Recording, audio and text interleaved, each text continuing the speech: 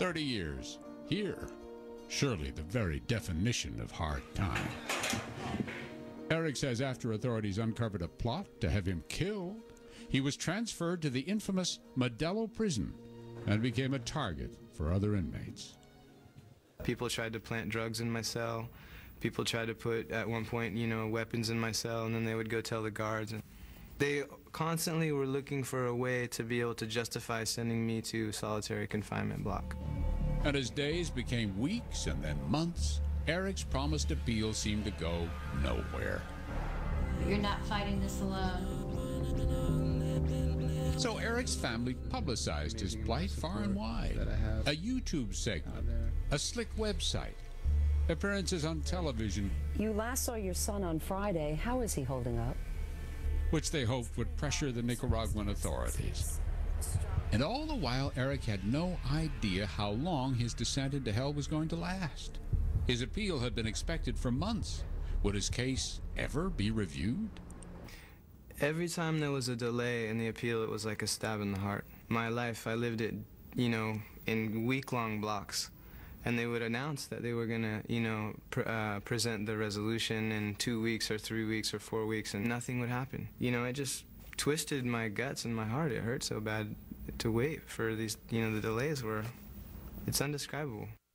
And yet he did describe it graphically in his prison journal, which his family turned into a blog.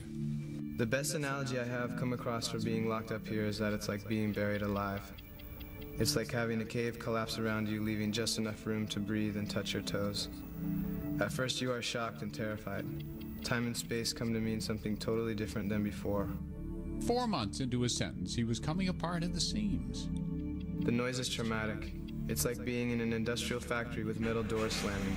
5 or more different kinds of music at full blast at the same time, and crazy inmates screaming at 4:30 a.m. just to be jerks and wake people up. At times it drives you nuts. I've been driven to the point where I have to sit down in my cell, cover my ears, and focus on my breathing just to keep it together. Eric was struggling to keep it together physically too, on a meager diet of rice and beans. The food is not enough. It is not uncommon to find cockroaches and fingernails in the rice. Yesterday, the doctor diagnosed me with gastritis and intestinal parasites for which I am now taking meds. My whole abdominal area aches. It's freaky being ill like this in prison. Then, after a year in prison, finally, a ruling of innocence. He had won his appeal. And yet, for 5 days he waited, still in prison, as angry Nicaraguans turned their fury on those appeals judges, and the government ordered an investigation into how they reached their decision. His mom, Maggie, beyond frustration. Why is he still in a prison? Finally, in a sudden rush, Eric was released. But even then, he didn't know if he would get out of the country alive. You had a group of people who were protecting you and getting you to an airport and getting a private plane that flew out of there fast. It was a dangerous situation, and we had to take the necessary precautions. You wore bulletproof vest. Yeah. For good reason, probably. Yeah.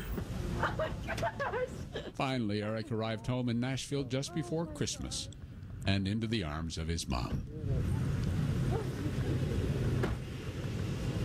I got my mom's back. It's the best Christmas present ever. We were relentless. We weren't going to let go. We just fought as best we knew how.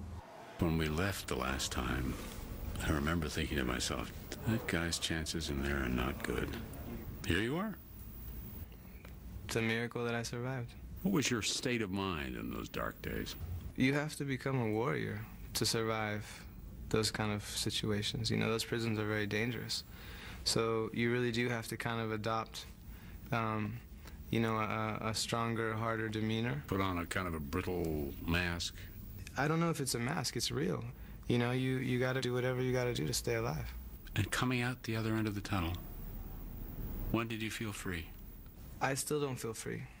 I'm out of prison and I'm out of Nicaragua, but they continue to persecute me. They're now threatening to throw the judges in jail that signed and ruled in my favor. My case is now being seen by the Supreme Court.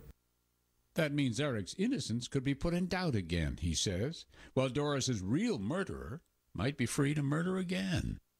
There's a very good chance that I'll be considered a wanted man in Nicaragua and potentially in the Central American region, and that's not justice. I'm an innocent man, and that's not freedom. But for now, he says, he is grateful to his family, to those appeals judges, to the soft bed waiting at home. My first hot shower in, over a year. I slept deeper than I think I've ever slept in my life. The first night after I was a free man. You can't appreciate your freedom until you've had it taken away and you've had to fight to retrieve it.